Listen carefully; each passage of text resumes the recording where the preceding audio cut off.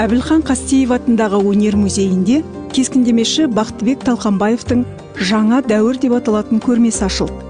Бақтыбек Талқанбаев Қазақстан суретшілер одағының мүшесі, Леонардо да Винчи медалінің иегері, көптеген халықаралық суретшілер байқауының лауреаты.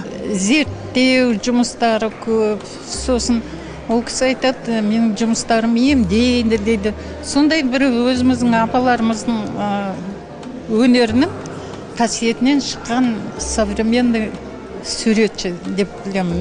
Бұл енді біздің Қазақстан өнерінде өзінің төл орны бар, белгілі атақты суретші. Көрмеде суретшінің 80-нен аса көркем туындысы қойылған. Көз жауын алатын бұл жұмыстар қазақтың кілем, түскиіз, сырмағына ұқсайды. Бірақ заманауи жаңа мәнерде орындалған. Жалпы Бақтыбек Талқанбаевтың шәкірттері біздің елімізде ғана емес, сонымен қатар Европа елдерінде, соның ішінде Ресейде, Швейцарияда, әлемнің кез келген бұрыштарында қазір кеңінен таралып жатыр.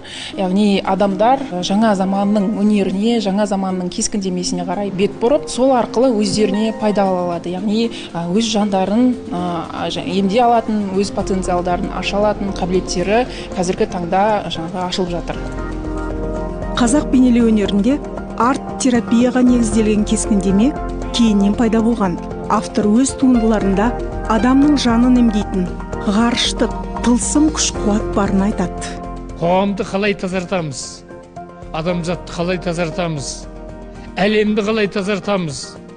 18 ғаламды қалай тазартамыз деген құдірет, қасиет, керемет, махаббат мені ұйықтатпайды.